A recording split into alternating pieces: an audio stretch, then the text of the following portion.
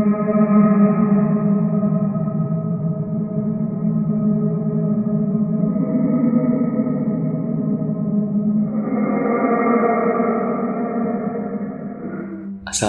warahmatullahi wabarakatuh.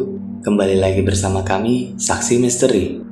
Di video kali ini, saya akan menceritakan sebuah kisah misteri tentang perias jenazah. Kisah ini diangkat dari seorang narasumber yang dimana nama dan tempat sudah kami samarkan agar menjaga dari hal yang tidak diinginkan di kemudian hari. Tapi sebelum masuk ke ceritanya, jangan lupa ambil posisi yang paling nyaman dan bunyikan tombol lonceng notifikasinya. Dan cerita pun dimulai.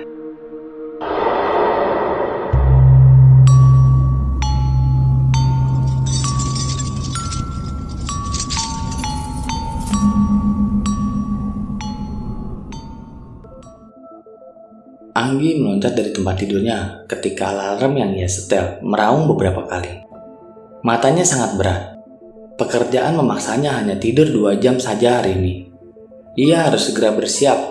Pasalnya, pukul 3 dini hari tadi, salah satu anggota keluarga pengusaha papan atas menghubungi dan memintanya datang pukul 6 pagi dan tidak boleh terlambat. Sebuah permintaan yang sudah biasa dihadapi Anggi, apalagi si pemilik tubuh meninggal tengah malam. Pagi buta, ia harus sudah tiba di rumah keluarganya. Anggi sudah dikenal luas sebagai perias jenazah yang profesional. Hasil sentuhan tangannya tidak pernah mengecewakan pihak keluarga yang meninggal dunia. Ia memulai profesi ini tanpa sengaja 10 tahun yang lalu. Saat itu sepulang kuliah, Anggi datang melayat mama temannya yang meninggal mendadak. Menurut dokter, kemungkinan besar penyebab kematian adalah serangan jantung. Sebagai keluarga yang tidak berpunya, mengurus kematian bukanlah perkara mudah. Dibutuhkan banyak biaya untuk membayar keperluan termasuk jasa perias jenazah. Kau mahir merias orang hidup, bisalah kau bantu Maria merias mamahnya, bisik Nanda setelah berbincang dengan Maria di kamarnya. Anggi melotot, apa aku tidak salah dengar? Kau kira merias jenazah sama dengan merias wajahmu? Anggi buru-buru menutup mulutnya dengan tangan. Suaranya membuat beberapa orang menoleh ke arahnya. Untuk membuktikannya, kau coba saja dulu, nanti kau ceritakan padaku, ucap Nanda. Nanda beranjak lalu masuk ke kamar Maria lagi. Tampaknya ia tidak peduli dengan Anggi setuju atau tidak. Tangan Anggi memang ajaib. Ia bisa membuat teman-temannya terlihat pangling saat kuas make upnya menyapu wajah mereka. Ia tahu riasan apa yang cocok untuk masing-masing bentuk wajah dan karakter orang yang diriasnya. Padahal ia belajar secara otodidak tanpa guru. Mungkin inilah yang disebut bakat yang tidak dimiliki oleh banyak orang. Nanda menarik tangan Anggi hingga ia tidak mampu menolak permintaan teman karibnya itu. Maria sendiri hanya bicara seperlunya. Tampak kesedihan mendalam membuntutinya. Air matanya mengalir hampir tanpa jeda. Hidupnya kini sudah tak berorang tua. Aku belum pernah melakukan ini sebelumnya. Maria, apapun nanti hasilnya, tolong dimaklumi, kata Anggi sebelum mulai merias mama temannya itu. Terima kasih banyak Gi, ucap Maria sendu. Sesekali tangannya mengusap pipinya yang basah karena air mata. Hanya ditemani Nanda dan Maria, Anggi mulai memoles wajah jenazah. Untunglah ia selalu membawa perlengkapan makeup dasar di tasnya. Awalnya semua berlangsung mulus. Namun ketika hendak merias bagian mata, ada sesuatu yang tidak biasa. Air mata jenazah tidak berhenti mengalir. Walaupun tidak deras, tetapi cukup mengganggu. Anggi mulai ketakutan dan tidak ingin melanjutkannya. Tiap kali ingin mengoleskan kuas, tangannya gemetar dan kaku. Seperti ada sesuatu yang menahannya. Ia bingung. Di satu sisi, ia dibutuhkan untuk merias jenazah mama temannya. Di sisi lain, ia tak sanggup melanjutkannya karena ketakutan.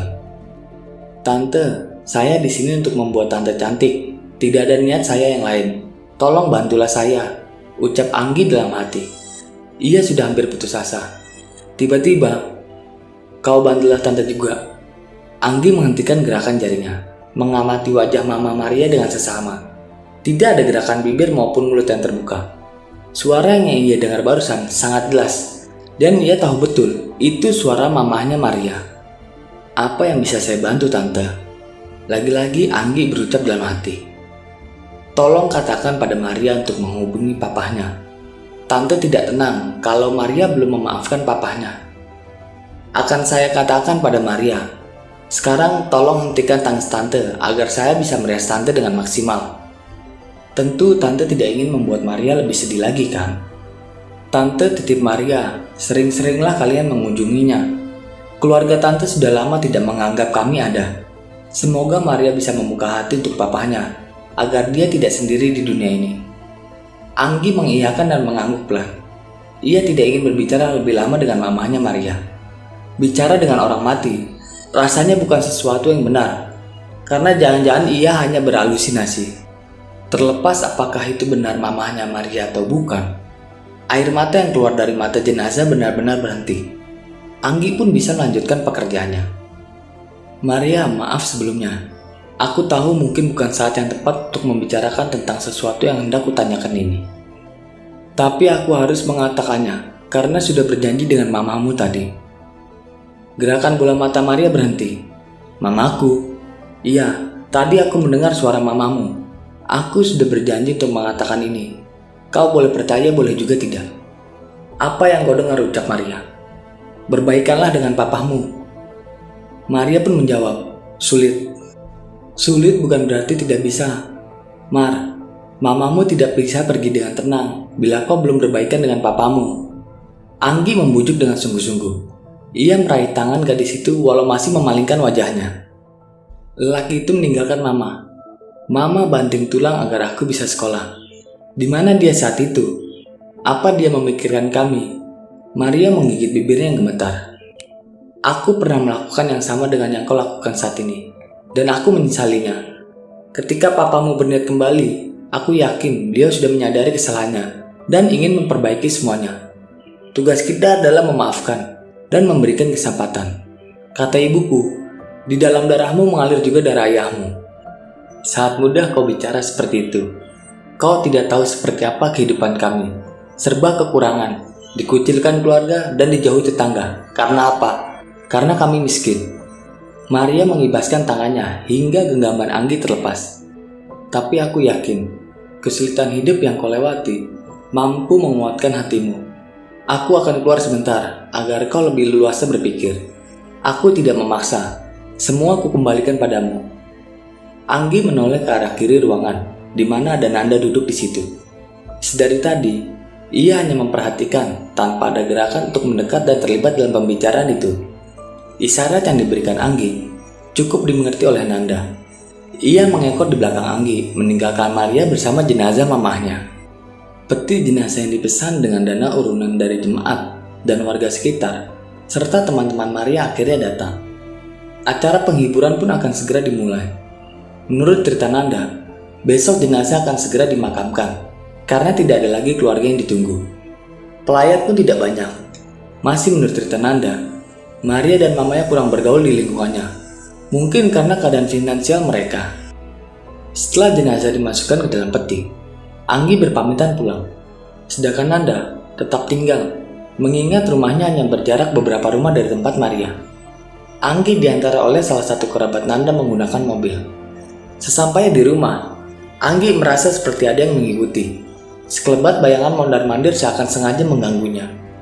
Anggi memang memiliki kepekaan terhadap hal gaib, namun hanya sebatas suara atau mimpi. Ia belum pernah melihat bentuk roh, arwah, atau makhluk astral yang sering dibicarakan orang semacam kuntilanak dan lainnya. Tante mengikuti saya, tanya Anggi setelah ia menghabiskan makan malamnya. Setelah kematian ibunya, ia lebih suka melakukan semua aktivitas di ruangan kecil di samping kamarnya. Di rumah sederhana ini, Anggi tinggal bersama kakak perempuannya yang belum lama menikah. Bujuklah Maria sekali lagi, Anggi. Suara mamahnya Maria terdengar lirih dan putus asa. Sebenarnya ini tentang Maria atau tentang tante juga? Saya merasa ada hal yang belum selesai di antara tante dan papahnya Maria. Betul kan? Tanya Anggi tenang. Tante ingin sekali melihatnya sebelum benar-benar pergi. Tidak pernah seumur hidup tante mencintai seseorang seperti tante mencintai papanya Maria. Suaranya kali ini terdengar sendu dan penuh perasaan. Anggi menghela napas cepat.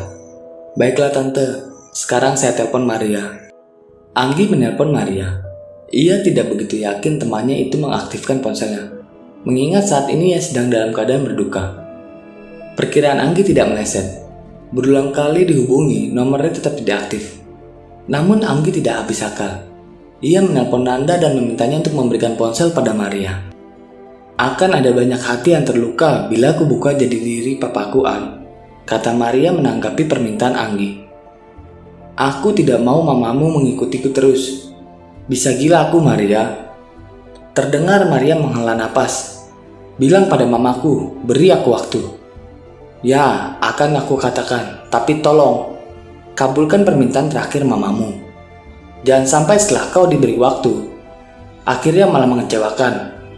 Anggi mengingatkan dengan penekanan. Maria tidak memberi tanggapan sampai ponsel itu dikembalikan ke tangan Nanda. Anggi tidak bisa memaksa Maria lebih jauh. Cerita di balik perpisahan kedua orang tua Maria tidak pernah Anggi mendengarnya.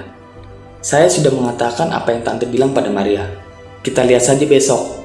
Sekarang saya mau tidur. Tolong jangan ganggu saya ya, tante. Anggi tidak menunggu jawaban dari mamanya Maria.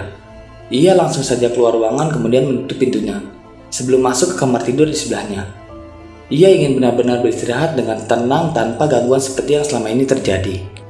Keesokan harinya, Anggi kembali datang ke rumah Maria sebelum berangkat kuliah. Kebetulan jadwal mata kuliahnya agak siang. Di samping itu, ia juga ingin memastikan bahwa keinginan terakhir mamanya Maria terwujud. Bagaimana Maria? Apa papamu sudah datang? Tanya Anggi dengan volume suara kecil. Sudah, jawab Maria pendek. Tidak tampak kebahagiaan pada raut wajahnya. Sorot matanya masih sama seperti semalam.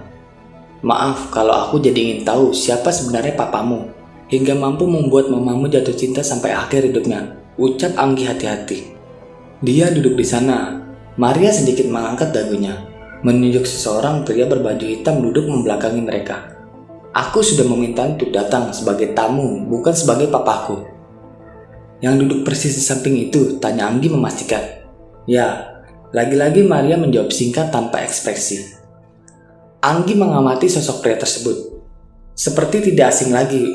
Untuk memastikannya, Anggi meminta izin pada Maria untuk memeriksa kembali riasan wajah mamanya. Rasa penasaran Anggi akhirnya terjawab. Ternyata benar, sosok yang tengah duduk di sebelah tepi itu adalah orang yang sudah tidak asing lagi. Om, sapa Anggi dengan seulas senyum. Pria itu membalasnya dengan senyuman dan anggukan. Anggi menghela napas panjang. Matanya kini tertuju pada wajah Mama Maria. Sosok perempuan yang menjadi istri simpanan, atau bisa juga selingkuhan seorang laki-laki yang dipanggil Papa oleh Nanda. Seandainya aku tahu, Anggi menyesali keputusannya membantu Mama Maria. Karena ia tahu sakitnya dikhianati. Perusak rumah tangga orang tidak punya hak untuk meminta bahagia. Ini cerita awal kenapa aku bisa menjadi perias jenazah. Dan masih banyak lagi cerita horor saat aku merias jenazah yang lainnya. Dan cerita pun selesai. Bagi teman-teman yang menonton video ini sampai habis, saya ucapkan terima kasih banyak. Dan nantikan video-video kami selanjutnya. Wassalam.